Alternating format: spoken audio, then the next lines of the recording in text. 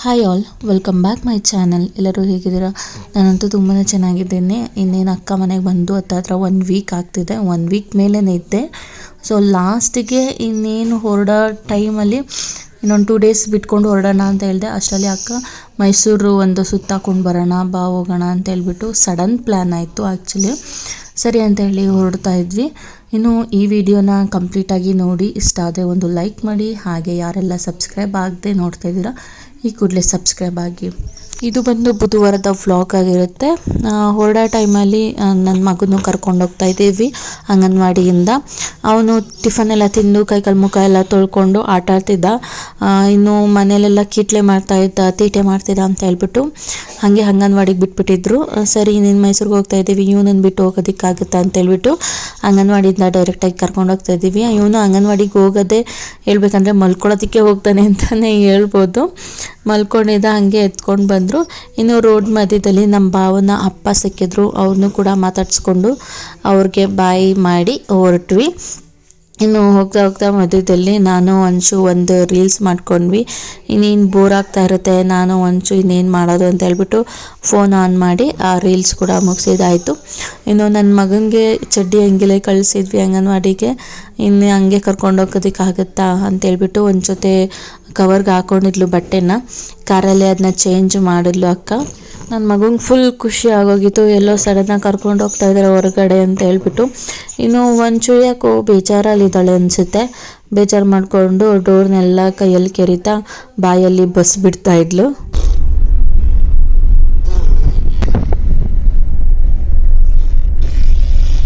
ಇನ್ನು ಫೈನಲಿ ಒಂದು ಪ್ಲೇಸಿಗೆ ಬಂದ್ವಿ. ಯಾವ ಪ್ಲೇಸ್ ಅಂತ ಹೇಳಿದ್ರೆ ಸುದರ್ಶನ್ ಸಿಲ್ಕ್ ಸ್ಯಾರೀಸು.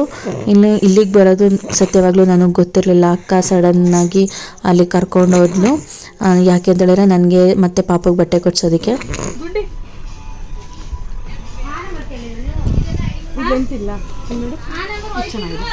ಚೆನ್ನಾಗಿದೆ, ಅದು ಸೊಂಟ ಆಗಬೇಕಲ್ಲ ಪಾಪುಗೆ.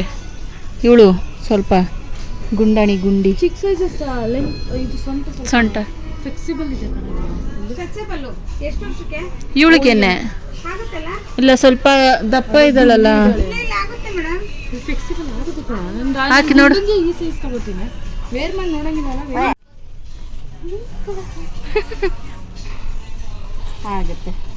ಇನ್ನೇನು ಅವ್ರು ಹೇಳಿದ್ದು ನಿಂತ್ಕೋ.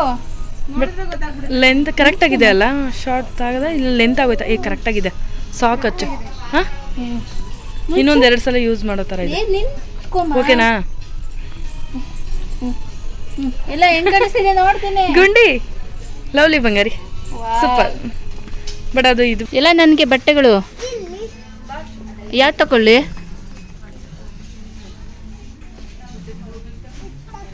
ಅದು ತಗೊಳ್ಳ? ಚೆನ್ನಾಗೈತಾ? ಅಮ್ಮಂಗೆ ಅದು ಬೇರೆ ಯಾವ ಚೆನ್ನಾಗಿಲ್ವಾ? ದುಡ್ಡವ್ರು ನಿಮ್ಮ ಅಪ್ಪುಟನ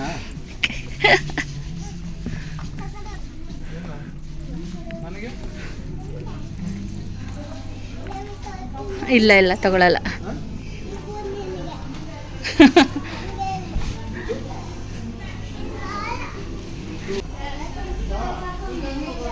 ಆ್ಯಕ್ಚುಲಿ ಒಂಚೂಗೆ ಬಂದು ಫ್ರಾಕ್ ಅಥವಾ ಲಂಗ ಬ್ಲೌಸ್ ಥರ ತೊಗೊಳ್ಳೋಣ ಅಂತ ಅಂದ್ಕೊಂಡು, ಬಟ್ ಅಲ್ಲಿ ಅಷ್ಟಾಗಿ ಚೆನ್ನಾಗಿರಲಿಲ್ಲ. ಸೊ ಅಕ್ಕ ಬಂದು ನಾನು ಹೊಲ್ಸ್ಕೊಡ್ತೀನಿ ಚೆನ್ನಾಗಿ ಅಂತ ಹೇಳಿದ್ಲು. ಸರಿ ಅಂದ್ಬಿಟ್ಟು ಪಾಪಗೆ ಬಂದು 1-2 ಜೊತೆ ತೊಗೊಂಡ್ವಿ. ಜೀನ್ಸ್ ಥರ ಶಾರ್ಟ್ಸ್ ಆ ಥರ ತೊಗೊಂಡ್ವಿ ಅಷ್ಟೇ.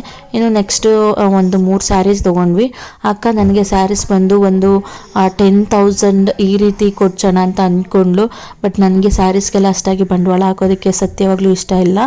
ಯಾಕಂತ ಹೇಳಿದ್ರೆ ಒಂದ್ಸಲ ಉಟ್ಕೊಂಡು ಇನ್ನೊಂದ್ಸಲ ಉಟ್ಕೊಳ್ಳೋದಕ್ಕೂ ಅದು ಬೋರ್ ಆಗುತ್ತೆ. ಇನ್ನು ಎಲ್ಲರೂ ನೋಡಿರ್ತಾರೆ ಸ್ಯಾರೀಸ್ ಉಟ್ಕೊಂಡಿರೋದನ್ನ, ಮತ್ತೆ ಅದು ಹೆಂಗೆ ಉಟ್ಕೊಳ್ಳೋದು ಅನ್ನೋದೊಂದು ನನ್ನ ಮೈಂಡ್ ಸೆಟ್ಟು. ಸೊ ಹಾಗಾಗಿ ನಾನು ಸ್ಯಾರೀಸ್ಗೆ ಅಷ್ಟಾಗಿ ನಾನು ಇನ್ವೆಸ್ಟ್ ಮಾಡೋದಕ್ಕೆ ಹೋಗೋದಿಲ್ಲ. ಸರಿ ನನಗೆ ತುಂಬ ಕಮ್ಮಿ ರೇಟಲ್ಲೇ ಕೊಡಿಸು, 500,000 ಅದರಲ್ಲೇ ಕಲೆಕ್ಷನ್ಸ್ ಚೆನ್ನಾಗಿರುತ್ತೆ, ಒಂದು ಸೆಲೆಕ್ಟ್ ಮಾಡ್ತೀನಿ ಅಂತ ಹೇಳಿದೆ. ಬಟ್ ಅಲ್ಲೇ ಎಲ್ಲರೂ ಮುಂದೆ ಬೈದ್ಲು. ಇದಕ್ಕೆ ಯಾಕೆ ನಾನು ಈ ಥರ ದೊಡ್ಡ ಶಾಪಿಗೆ ಕರ್ಕೊಂಡು ಬರಬೇಕಾಗಿತ್ತು ಅಂತ ಬೈದ್ಲು. ಸರಿ ಯಾವುದನ್ನ ಕೊಡ್ಸಮ್ಮ ಅಂತ ಹೇಳ್ಬಿಟ್ಟು ಸ್ಯಾರೀಸ್ ಕೊಡಿಸ್ಕೊಂಡೆ. ಅದು ರೇಂಜ್ ಹೇಳ್ದೆ, ಒಂದು 2 ಅಥವಾ 6, 5 ಒಳಗಡೆ ತೊಗೊಡು ಅದ್ರ ಮೇಲೆ ಬೇಡ ಅಂತ ಅಂದೆ. ಆ್ಯಕ್ಚುಲಿ ಅದೇ ಕಮ್ಮಿ ಅವಳು ಕೊಡಿಸಿದ್ದು, ಅವಳು ಕೊಡ್ಸಿದ್ರೆ ರಿಚ್ಚಾಗೆ ಕೊಡಿಸ್ಬೇಕಾದ್ರೆ ಸರಿ ಅಂತ ಹೇಳ್ಬಿಟ್ಟು ಅವಳ ಕೈಲಿ ಬೈಸ್ಕೊಂಡು ಹಂಗೋ ಹಿಂಗೋ ಒಂದು 3 ಸ್ಯಾರಿ ಸೆಲೆಕ್ಟ್ ಮಾಡಿ ಹತ್ರ 10-11 ಸಾವಿರ ಆಗೋಯ್ತು. ಸರಿ ನೆಕ್ಸ್ಟು ಇನ್ನೇನು ಅಮ್ಮ ಮನೆಗೆ ಹೊರಡಬೇಕು. ಮಧ್ಯದಲ್ಲಿ ನನ್ನ ಮಗನೂ ಕೂಡ ಹೊಟ್ಟೆ ಹಶು ಅಂತ ಹೇಳ್ದ. ಇನ್ನೇನು ಅಮ್ಮ ಮನೆ ಹತ್ರದಲ್ಲೇ ಇತ್ತು ಒಂದೊಂದು 5 ಮಿನಿಟ್ಸು. ಬಟ್ ನನ್ನ ಮಗ ಹೋಟ್ಲಲ್ಲಿ ತಿನ್ನಬೇಕು ಅಂತ ಹೇಳ್ದ. ಸರಿ ಅಂತ ಹೇಳ್ಬಿಟ್ಟು ಹೋಟೆಲಿಗೆ ಬಂದ್ವಿ ಊಟ ತಿನ್ನೋದಕ್ಕೆ. ಇನ್ನು ನಮ್ಮ ಭಾವ ನಾನು ಹೋಟ್ಲಲ್ಲಿ ತಿನ್ನಲ್ಲ, ನೀವು ಹೋಗಿ ಊಟ ಮಾಡ್ಕೊಂಡು ಬನ್ನಿ ಅಂತ ಹೇಳಿದ್ರು. ಸರಿ ಅವ್ರು ಕಾರಲ್ಲೇ ಇದ್ದರು. ಸರಿ ಅಂತ ಹೇಳ್ಬಿಟ್ಟು ನಾವು ಬಂದು ಆರ್ಡ್ರ್ ಮಾಡಿಕೊಂಡು ಊಟ ಮಾಡ್ತಾಯಿದ್ವಿ. ಈ ಮಧ್ಯದಲ್ಲಿ ಒಂಚೂರು ಮಲ್ಕೊಂಬಿಟ್ಟಿದ್ಲು ಆನ್ ದ ವೇ. ಸೊ ಹಾಗಾಗಿ ಹಾಗೆ ಅವಳನ್ನ ಟೇಬಲ್ ಮೇಲೆ ಮಲಗಿಸಿದೆ. ಬಟ್ ಒಂದು 5 ಮಿನಿಟ್ಸ್ ಅಷ್ಟೇ ಎದ್ಬಿಟ್ಲು. ಸರಿ ಅಂತ ಹೇಳಿ ಅವಳನ್ನ ಹಾಗೆ ಎತ್ಕೊಂಡು ತೊಡೆ ಮೇಲೆ ಊಟ ತಿಂತಾಯಿದ್ವಿ. ಅವಳಿಗೆ ಸ್ವೀಟ್ ಅಷ್ಟೇ ತಿನ್ಸೋದಕ್ಕಾಗುತ್ತೆ, ಬೇರೆ ಏನೂ ತಿನ್ಸೋದಕ್ಕಾಗಲ್ಲ, ಖಾರ ಆಗಿಬಿಡುತ್ತೆ ಅಂತ ಹೇಳ್ಬಿಟ್ಟು ಒಬ್ಬಟ್ಟು ಮಾತ್ರ ತಿನ್ನಿಸ್ತಾಯಿದ್ದೆ. ನಾನು ಈ ರೀತಿ ಒಂಚೂನ ಕೂರಿಸ್ಕೊಂಡು ಊಟ ಮಾಡಿಸಿದೆ, ಕಷ್ಟ ಆಗುತ್ತೆ ಅಂತ ಹೇಳ್ಬಿಟ್ಟು ಅಲ್ಲಿರೋ ಹೋಟೆಲ್ ಮ್ಯಾನೇಜರ್ ಬಂದು ಪಾಪುಗಳಿಗೆ ಬರುತ್ತಲ್ಲ ಒಂದು ಚೇರು, ಫೀಡಿಂಗ್ ಚೇರ್, ಅದನ್ನು ತಂದು ಕೊಟ್ಟರು. ಅದರಲ್ಲಿ ಅವರು ಕೂಡ ಹೆಲ್ಪ್ ಮಾಡ್ತಾಯಿದ್ರು. ಬಟ್ ಅವ್ರನ್ನೆಲ್ಲ ನೋಡಿ ಹೇಳ್ತಾಯಿದ್ಲು ತುಂಬಾ. ಸರಿ ಅಂತೇಳಿ ನಾನು ಸಮಾಧಾನ ಮಾಡಿ ಅವಳಿಗೆ ಮಧ್ಯದಲ್ಲಿ ಒಬ್ಬಟ್ಟೆಲ್ಲ ಬಾಯಿಗಿಟ್ಟು ಸಮಾಧಾನ ಮಾಡಿದಾಯಿತು. ಇದರಿಂದ ನನಗೆ ಯೂಸ್ಫುಲ್ ಆಯಿತು. ಆ್ಯಕ್ಚುಲಿ ಅವಳಿಗೆ ಆ ಥರ ಚೇರ್ ಸಿಕ್ಕಿದ್ದು ನಾನು ಆರಾಮಾಗಿ ಊಟ ಮಾಡಿದೆ ಅಂತಲೇ ಹೇಳ್ಬೋದು. ಯಾಕಂದರೆ ತೊಡೆ ಮೇಲೆ ಕೂರಿಸ್ಕೊಂಡು ಮಕ್ಕಳನ್ನ ನಾವು ಊಟ ಮಾಡೋದಕ್ಕಾಗಲ್ಲ, ಕೈಯಲ್ಲಿ ಅದು ಇದು ಏನಾದರೂ ಕೀಳ್ತಾ ಇರ್ತಾರೆ. ಸೊ ಈ ರೀತಿ ಚೇರಿದೆ, ಅವರು ಆರಾಮಾಗಿ ಊಟ ಮಾಡ್ತಾರೆ, ನಾವು ಆರಾಮಾಗಿ ಊಟ ಮಾಡ್ಬೋದು. ಅವಳು ನೀಟಾಗಿ ಕೈಯಲ್ಲಿ ತೊಗೊಂಡು ಎಲ್ಲ ತಿಂತಾ ಇರಲಿಲ್ಲ. ಅಲ್ಲೊಂದೆರಡು ಪೀಸು ಹೋಳಿಗೆ ಹಪ್ಪಳ ಎಲ್ಲ ಇಟ್ಟಿದೆ. ನಾನು ಊಟ ಮುಗಿಸೋವರೆಗೂ ಆರಾಮಾಗಿದ್ಲಪ್ಪ ಚೇರ್ ಮೇಲೆ, ಚೆನ್ನಾಗಿ ಆಟ ಆಡ್ಕೊಂಡು ಊಟ ಮಾಡಿಕೊಂಡು. ಅದು ನಿಜ ಖುಷಿ ಆಯಿತು ಇದೊಂಥರ ನೋಡಿ. ಇವನು ನೋಡಿ, ಇವನು ಮೊಸರಿಗೆ ಇದೇನು ಕಾಳರುಣ, ಕಡಲೆಕಾಳು ಮೊಸರಿಗೆ ಕಡಲೆಕಾಳು ಹಾಕ್ಕೊಂಡು ತಿಂತಿದ್ದಾನೆ. ಚೆನ್ನಾಯ್ತಾ ಟೇಸ್ಟು? ಯಪ್ಪ, ತಿನ್ನು. ಸ್ಪೂನ್ ತಿನ್ನು. ಬಿಡ, ಅವನಿಗೆ ಸ್ಪೂನಲ್ಲಿ ತಿನ್ನಕ್ಕೆ ಬರಲ್ಲ. ಮೊಸರು ಆ ಕಾಳು ಹೆಸರು ಗೊತ್ತಿಲ್ವ ನಿನಗೆ ಅಂತ ಕಮೆಂಟ್ ಹಾಕ್ಬೇಡಿ, ಗೊತ್ತು. ಬಟ್ ಸಡನ್ನಾಗಿ ನನಗೆ ನೆನಪಾಗಲಿಲ್ಲ, ಅದಕ್ಕೋಸ್ಕರ ನಮ್ಮ ಅಕ್ಕನ ಕೇಳಿ ಹೇಳಿದೆ.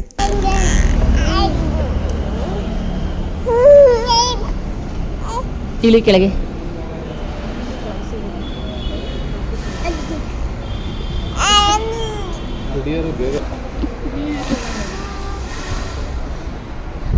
ನಿಮ್ಮಿಬ್ರಿಗ ಕೊಟ್ಟಿರೋದು ಅದು ಚೇರು. ಪಾಪಗೆ ಮಾತ್ರ, ತಂಗಿ ಪಾಪಗೆ ಮತ್ತೆ ನೋಡಲ್ಲಿ ಬೆನ್ನು ಪಾಪುದು ಮುಂದೆ.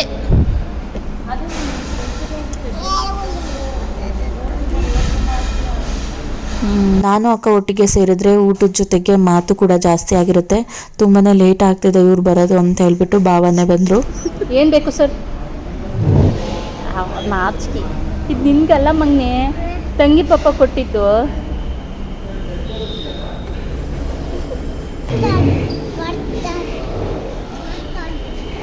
ಅವನು ಚಪ್ಪಲಿ ಇಲ್ಲೇ.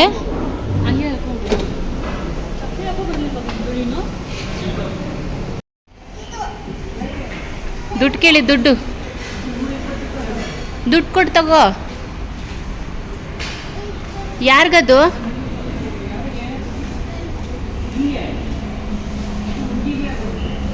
ಹುಡುಗಿರು ಹಾಕೊಳ್ಳೋದಂತೆ.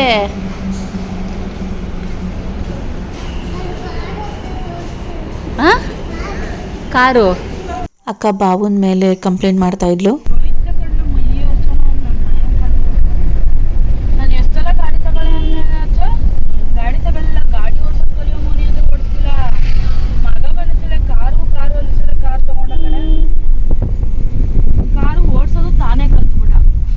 ಅಮ್ಮನ ಮನೆಗೆ ಹೋಗೋ ಮುಂಚೆ ಒಂದು ಕೆಲಸ ಇತ್ತು. ಏನಂದರೆ ಗೋಲ್ಡ್ ಅಂಗಡಿಗೆ ಹೋಗ್ಬೇಕಿತ್ತು. ಹಾಗಾಗಿ ಗೋಲ್ಡ್ ಅಂಗಡಿಗೆ ಹೋಗ್ತಾ ಇದ್ವಿ. ಯಾಕಂತ ಹೇಳಿದ್ರೆ ರಕ್ಷಾಬಂಧನದಿಂದ ಅಣ್ಣಂದಿರು ತಮ್ಮಂದಿರು ಕೊಟ್ಟಿರೋ ದುಡ್ಡಲ್ಲಿ ಒಂದು ದೀಪ ತೊಗೊಂಡು ದೇವ್ರ ಮುಂದೆ ಅವ್ರ ಹೆಸರಲ್ಲಿ ಹಚ್ಚಿದ್ರೆ ತವ್ರ ಮನೆಗೆ ನನ್ನ ಅಣ್ಣದಿರಿಗೆ ತಮ್ಮದಿರಿಗೆ ಒಳ್ಳೇದಾಗಲಿ ಅಂತ ಡೈಲಿ ಪೂಜೆ ಮಾಡೋಣ ಅಂತ ಹೇಳ್ಬಿಟ್ಟು ದೀಪ ತಗೊಳ್ಳೋದಕ್ಕೆ ಬಂದ್ವಿ.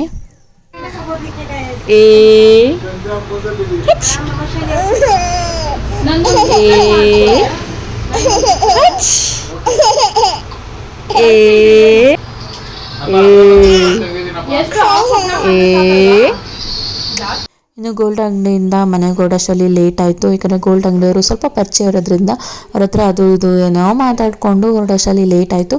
ಇನ್ನು ಮನೆಗೆ ಬಂದ ಕೂಡಲೇ ಅಮ್ಮ ಗೃಹ ಪ್ರವೇಶಕ್ಕೆ ಕಳಿಸಿದ್ರು. ಪಕ್ಕದ ಮನೆಯವರದ್ದು ಗೃಹ ಪ್ರವೇಶ ಇತ್ತು. ಅಮ್ಮ ಹೋಗೋ ಆಗಿರಲಿಲ್ಲ, ನೀವೇ ಹೋಗಿ ಬನ್ನಿ ಅಂತ ಹೇಳಿದ್ರು. ಸರಿ ಅಂತ ಹೇಳ್ಬಿಟ್ಟು ಹೋಗ್ತಾಯಿದ್ವಿ.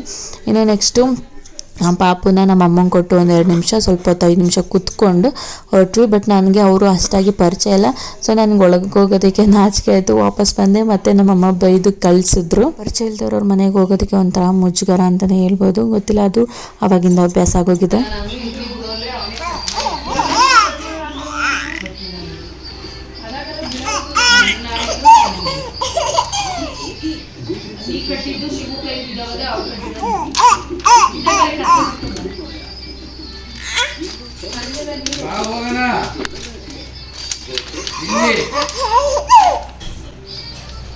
ಇನ್ನು ನೆಕ್ಸ್ಟು ಅಕ್ಕ ಮನೆಗೆ ಹೊರಡ್ತಾ ಇದ್ದೆ. ನಾನು ಅಮ್ಮನ ಮನೇಲಿ ಇರ್ತೀನಿ, ಬರಲ್ಲ ಅಂತ ಹೇಳಿದೆ ಅಕ್ಕಂಗೆ. ಬಟ್ ನಾಳೆ ಕಳಿಸ್ತೀನಿ ನಿನ್ನ, ಇವತ್ತು ಬಾ ಅಂತ ಅಂದ್ಲು. ಬಟ್ ಏನಕ್ಕೆ ಅಂತ ಗೊತ್ತಿಲ್ಲ. ಸರಿ ಅಂತ ಹೊರಡ್ತಾ ಇದ್ವಿ. ಇನ್ನು ಇವತ್ತಿನ ಈ ವಿಡಿಯೋನ ಇಲ್ಲಿಗೆ ಎಂಡ್ ಮಾಡ್ತಾ ಇದ್ದೀನಿ. ಇಷ್ಟ ಆದರೆ ಒಂದು ಲೈಕ್ ಮಾಡಿ, ಹಾಗೆ ಯಾರೆಲ್ಲ ಸಬ್ಸ್ಕ್ರೈಬ್ ಆಗಿಲ್ಲ ಈ ಕೂಡಲೇ ಸಬ್ಸ್ಕ್ರೈಬ್ ಆಗಿ. ಮತ್ತೆ ಸಿಗ್ತೀನಿ. Thank you all.